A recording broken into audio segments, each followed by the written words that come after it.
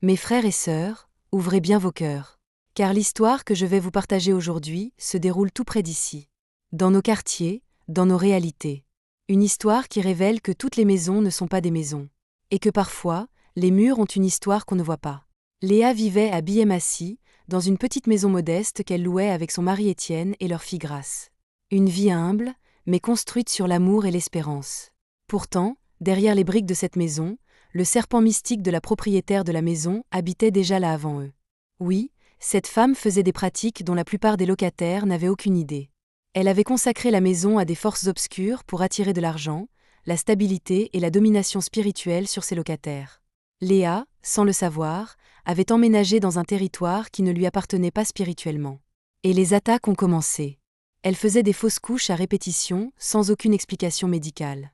Chaque soir, elle pleurait à genoux dans sa chambre, se tenant le ventre comme si on lui arrachait la vie à main nue. « Seigneur, pourquoi ? Qu'est-ce que j'ai fait ?» Comme si cela ne suffisait pas, leur petite Grace tombait malade à répétition. Les médecins étaient dépassés. « Ce n'est pas normal, madame, mais nous ne comprenons pas. » Les finances du couple ont commencé à chuter.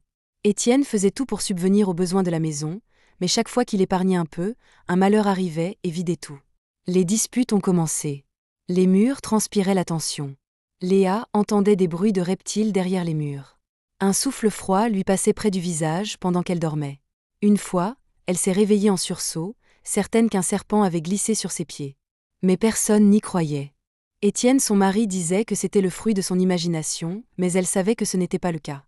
Elle continua de souffrir intérieurement jusqu'au jour où Dieu décida d'intervenir. Un jour, alors qu'elle revenait du marché Mundi, un prêtre, vieux mais alerte, l'arrêta. « Ma fille, tu vis dans une maison qui n'est pas à toi.